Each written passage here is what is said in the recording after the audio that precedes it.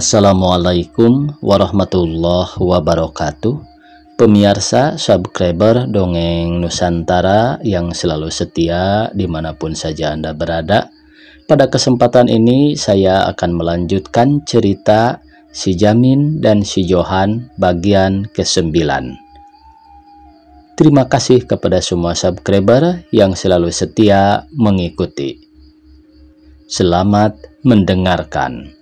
Tak berapa lama sampailah mereka ke Pasar Senen. Sesudah menyimpang dan membelok menyusuri jalan tram, tampaklah oleh Si Jamin tidak berapa jauh lagi rumah obat Kong Sui. Ia berkata dengan riang kepada adiknya, "Tengok, itu dia. Di sebelah kanan nomor 2, itulah rumah obat Kong Sui. Bukan di sana. Engkau menengok terlampau jauh. Nah itu. Tengoklah, telunjukku betul-betul. Itu dia."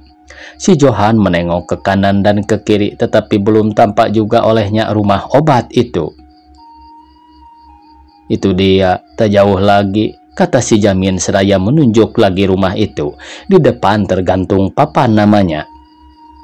"Ya, itu." Sekonyong-konyong si Johan merasa saudaranya menarik dia ke sebelah kanan.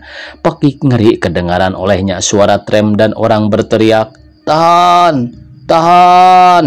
Awas!" Si Johan menjadi bingung. Ia melihat Si Jamin terpelanting ke sisi jalan tram, terhantara di sana. Kepalanya berlumuran darah.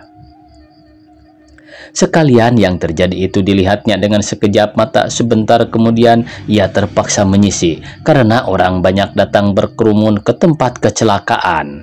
Dari segala jurusan orang datang berlari-lari melihat kecelakaan yang ngeri itu. Ada yang belum tahu apa yang terjadi, tetapi ikut berlari juga karena melihat kawan-kawannya berlari ke tempat itu.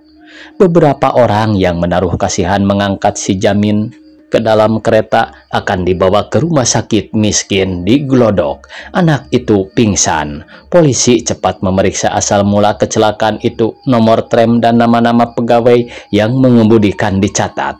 Setelah itu tram meneruskan perjalanannya. Orang banyak pun bubar. Tempat yang tadinya penuh dengan manusia itu kini seperti biasa, seolah-olah tak ada kejadian apa-apa.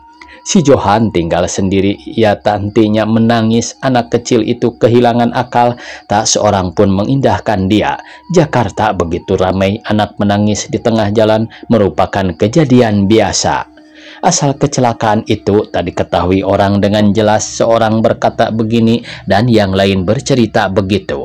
Tetapi yang sebenarnya Si Jamin melepaskan adiknya dari bahaya maut waktu tram itu hendak menggiling Si Johan. Sedang mereka itu berdua membelok ke jalan tram itu, tak tampak olehnya tram datang dari belakang. Sebab Si Jamin asyik bercakap-cakap menunjuk rumah Kong Sui itu kepada adiknya. Setelah dekat benar barulah lonceng tram berbunyi. Si Jamin menarik adiknya itu kuat-kuat ke sebelah kanan, ke tempat yang aman, supaya terlepas dari bahaya. Tetapi apa boleh buat, sudah takdir Allah berlaku atas hambanya. Karena tarikan terlampau kuat, ia sendiri jatuh terlentang, sedang Si Johan terlepas dari bahaya. Si Jamin lekas melompat, bangun hendak menyingkirkan dirinya, tetapi tram sudah sampai dan melanggar dia. Si Johan tak mengerti semua itu terjadi dalam sekejap mata raya. Ia hanya tahu saudaranya kena bahaya dan luka parah. Ia melihat bekas-bekas darah di tepi dan tengah jalan tram. "Apa yang berkilau itu?" katanya dalam hati, seraya membungkuk akan memungut barang itu. Terkejut ia mengamat-amati cincin yang dibawanya abangnya tadi. Rupanya waktu Si Jamin melompat, cincin itu jatuh. Untung belum ada orang yang melihat.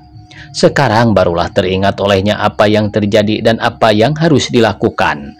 Dengan tak berpikir panjang, ia berjalan menuju rumah obat Kong Sui, tetapi tak berani masuk ke dalam. Ia berdiri saja di depannya, melihat-lihat ke dalam. Dekat meja besar tampak berdiri seorang tua. Kepalanya botak, rambutnya yang masih tinggal sedikit itu telah putih. Orang tua itu ialah Kong Sui. Ia sedang bercakap-cakap dengan orang yang membeli obat. Di kursi dekat pintu duduk seorang perempuan. Itulah Nyonya Pi. Nyonya Pi bercakap-cakap dengan perempuan tetangganya. Si Johan hanya kenal Nyonya Pi itu dari cerita Si Jamin. Perempuan tetangga itu sedang bercerita tentang bahaya yang terjadi tadi. Baru inilah Nyonya Kong Sui mendengar kecelakaan itu. Terlampau sekali motoris tram itu, kata Nyonya Pi sesudah habis mendengarkan cerita itu. Jalan begitu ramai, orang banyak keluar masuk pasar, tetapi tram itu berjalan kencang juga. Apa salahnya kalau dijalankan lambat-lambat sampai lewat pasar itu? Mungkin berulang-ulang kejadian serupa itu. Kalau polisi tidak lebih baik mengatur keadaan, kata perempuan tetangga itu menyambung bicara Nyonya Pi. Siapakah anak yang dapat celaka itu? Kemana dia dibawa orang? Tanya Nyonya Pi, sebab ia ingin juga mengetahui lebih nyata. Namanya saya tak tahu. Kabarnya ia dibawa ke rumah sakit. Barangkali anak itu sudah mati karena lukanya parah. Coba pikir, kepalanya pecah, kata orang, jawab tetangga itu sambil mengangkat bahu karena merasa seram dan ngeri, seolah-olah ia melihat benar anak itu terlentang dengan kepala berlumuran darah. Kasihan, kata Nyonya Pi dengan iba hati. Sejurus lamanya mereka berdiam diri mengenang nasib anak yang malang itu. Agaknya lebih baik ia mati dari hidup bercacat selama-lamanya, kata perempuan itu. Nyonya Pi rupanya kurang mengerti akan maksud perkataan itu. Yang saya katakan celaka selama-lamanya itu, umpamanya kalau kaki atau tangannya buntung atau matanya buta, kata Nyonya tetangga itu menjelaskan. Sementara itu, kedua Nyonya itu sudah sampai dekat pintu jalan keluar karena Nyonya tetangga itu hendak pulang. Dekat pintu, keduanya berdiri lagi bercakap-cakap sejurus, kemudian masuklah Nyonya Pi ke rumah setelah kawannya pergi. Si Johan hendak masuk pula, tetapi ia tak berani sebab ia tak kenal pada orang yang mempunyai rumah itu, dan lagi ia tiada tahu apa yang hendak dikatakan. Ia duduk bernaung di bawah atap toko. Teng, teng, teng, teng. Bunyi lonceng tram lewat. Suara lonceng itu menyebabkan si Johan teringat abangnya. Air matanya berlinang-linang mengenangkan si Jamin yang dibawa orang ke rumah sakit. Ia hendak menyusul ke sana, tetapi ia tak tahu jalannya. Betul, ia telah pergi ke rumah sakit itu ketika ibunya sakit dan meninggal, tetapi itu dulu. Sekarang ia sudah lupa tempatnya karena pada masa itu ia masih kecil sekali. Aduh, keluh si Johan masgul. Ia menyangka tak akan dapat bersua lagi abangnya. Siapa tahu entah sudah mati sebab lukanya sangat parah. Masih terbayang di mata si Johan abangnya terhantar di tanah dengan tak bergerak, darah bercucuran dari kepalanya. Kelihatan pula orang yang datang berlari mengurumuni abangnya dan polisi yang menahan tram itu. Tergambar pula di matanya bagaimana orang-orang itu mengangkat si Jamin dan membersihkan tanah dan pasir dari badannya. Semuanya itu terbayang lagi di matanya. Seram hati si Johan dan berdiri bulu romanya mengenangkan bahaya ngeri itu. Tubuhnya rusak binasa dan barangkali nyawanya telah melayang. Si Jamin bukan abangnya saja tetapi juga sebagai ibu bapaknya. Ya Allah, mengapa saya tidak mati pula bersama-sama dengan dia? Keluh si Johan sambil menyapu air mata. Sungguh benar perkataan si Johan, apakah gunanya ia hidup kalau abangnya tak ada lagi? Siapakah yang akan memelihara dia? Bapaknya? Boleh jadi, karena ia telah tobat atas kejahatannya dan cintanya kepada anaknya tumbuh kembali dalam hatinya, sebagai telah diceritakan di atas. Tetapi, apakah yang boleh diharapkan dari si Bertes? Bukankah sekarang ia ditahan dalam penjara sebab tersangka membunuh orang? Kalau hukuman telah jatuh dan dia dibuang, tentu ia tak dapat membawa anaknya yang sebatang kara itu. Si Johan terserah kepada si Inem. Hidup mati anak itu di tangan perempuan jahat itu. Betapalah nasib anak itu nanti. Hanya Tuhan sajalah yang akan menolong dia.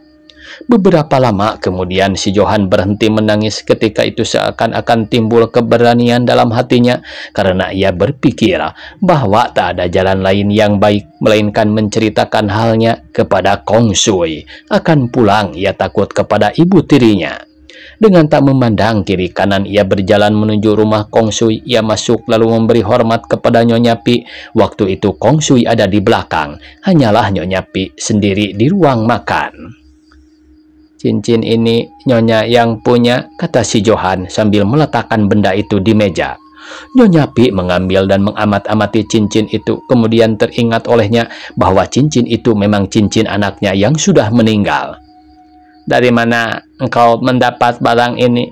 Dan mengapa engkau tahu saya yang punya?" tanya Nyonya Pi heran.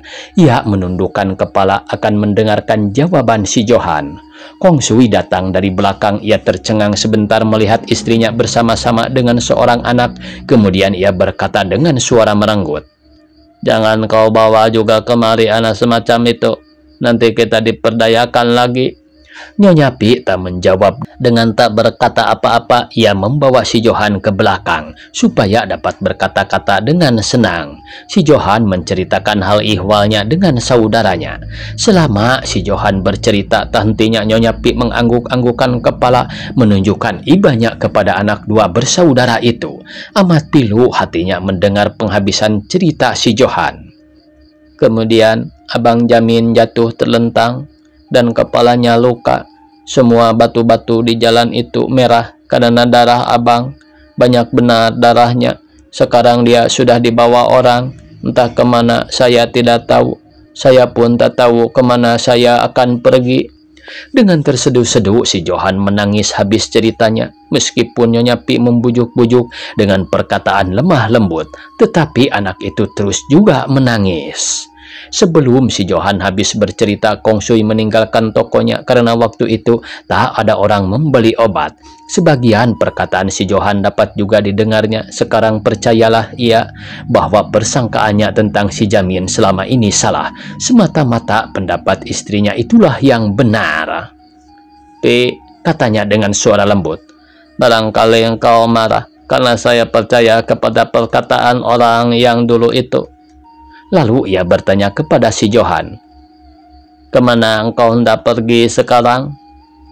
"Mencari Abang Jamin," jawab si Johan dengan mata berlinang-linang. Bagi dia tak ada lagi rumah tempat tinggal. Ibu bapa pun tiada, melainkan si Jamin seoranglah yang diharapkannya. "Baiklah, nanti kita pergi.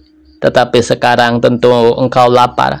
Makanlah dahulu," kata Nyonya Pi sambil menyajikan nasi dengan lauk pauknya. Setelah itu cepat-cepat ia pergi bersalin pakaian. Sesudah siap, ia pun berangkat bersama-sama dengan si Johan. "Ke rumah sakit Gelodok," kata Nyonya Pi kepada Kusir Sado.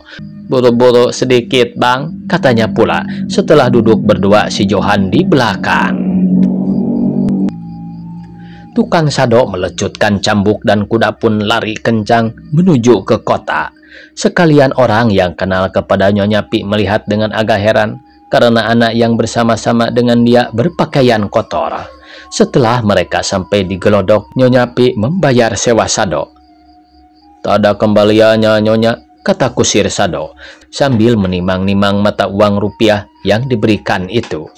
"Biar, ambillah," kata Nyonya Pi. Ia berjalan cepat-cepat bersama si Johan menuju rumah sakit. Di hadapan pintu gerbang rumah sakit, Nyonya Pi dan si Johan berhenti berjalan karena ditahan penunggu pintu. Nyonya Pi menerangkan bahwa ia datang dan melihat seorang anak yang digiling tram di Pasar Senen pagi tadi. "Jamin namanya. Apa hubungan Nyonya dengan dia?" tanya penjaga pintu sambil mengamat-amati Nyonya Pi dan si Johan. Ia tercengang melihat pakaian anak itu amat kotor, sedang Nyonya Pi berpakaian bagus-bagus, berkebaya sutra bertepikan renda dan bersarung batik Solo halus.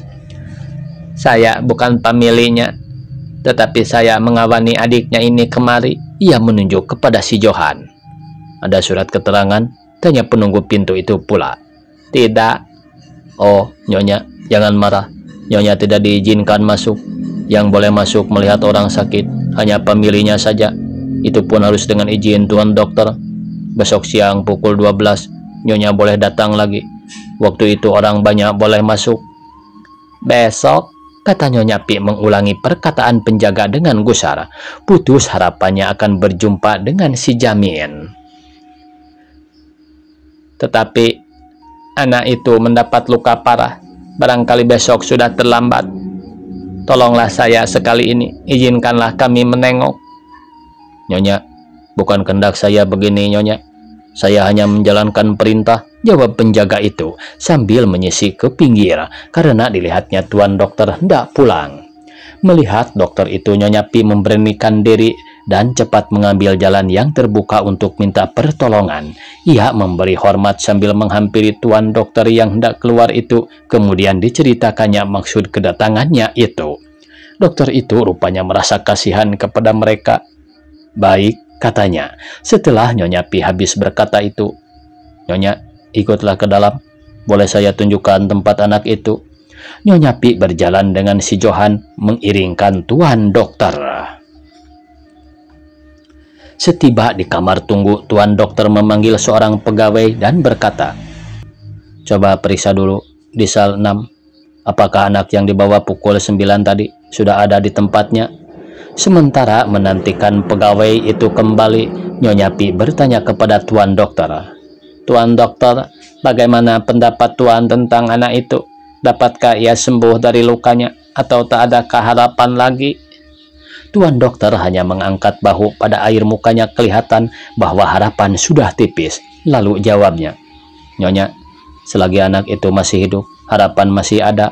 Dokter itu memalingkan muka dengan memandang kepada si Johan yang mendengar percakapan mereka. Tampak benar rasa kasihannya kepada anak itu. Boleh saya melihat Abang Jamin? Tanya si Johan memberanikan diri. Tunggu sebentar lagi, jawab Nyonya Pi, seraya meletakkan tangannya di kepala si Johan, menunjukkan perasaan kasihannya. Sudah, nomor 23, Tuan, kata pegawai yang disuruh tadi dengan hormat. Mari, kita pergi bersama-sama ke sana, Nyonya, kata Tuan Dokter dengan manis kepada Nyonya Pi. Nyonya Pi dan si Johan mengikuti Tuan Dokter. Hatinya berdebar-debar waktu berjalan melalui ruangan besar itu. Ia menoleh kanan kiri. Air mukanya berubah melihat orang-orang sakit terbaring di sana. Takut dan kasihan silih berganti terbit di dalam hati. Karena baru inilah ia melihat orang sakit berderet sebanyak itu. Akhirnya mereka berdiri di depan tempat tidur nomor 23. Dokter menunjuk kepada anak yang terbaring di situ. Bau obat yang tajam memasuki hidung orang-orang yang berdiri berkeliling si sakit. Nyonya Pi tak tahu obat apa yang berbau itu, tetapi kepada pegawai-pegawai rumah sakit, bau itu adalah suatu tanda bahwa si sakit dalam penderitaan yang hebat. Aduh, alangkah pucatnya, keluh Nyonya Pi kasihan. Sangat pilu hati Nyonya Pi melihat anak yang malang itu berulang-ulang menyapu air mata dengan sapu tangan. Ingatannya sudah kepada kejadian yang buruk-buruk saja. Si sakit dengan tak bergerak terletak di atas tempat tidur. Kain putih yang melilit kepalanya tampak merah di sana-sini. Bekas darah yang masih keluar, bukan alang kepalang, berat penderitaannya. Belumkah ia sadar? Tanya dokter itu kepada pegawai yang menjaga si Jamin. Tadi sebentar saja, Tuan. Apa katanya? Tak ada apa-apa, hanya mengerang sebab kesakitan. Mendengar perkataan pegawai itu, si Johan yang tadinya tidak mengenal saudaranya menangis dan bertanya kepada Nyonya Pi. Inikah Bang Jamin? Ketika itu si Jamin mengerang pula. Oleh sebab itu Nyonya Pi tidak menjawab pertanyaan si Johan. Si Jamin membuka mata sebentar lalu ditutupkannya kembali. Keempat mereka yang berdiri keliling situ tidak berhenti memandang si Jamin dengan tak berkata sepatah juga. Abang Jamin, Abang Jamin, suruh si Johan yang telah mengenal abangnya. Hatinya tak tertahan lagi, lalu dipegangnya tangan abangnya. Sebab mendengar suara si Johan, si Jamin membuka mata.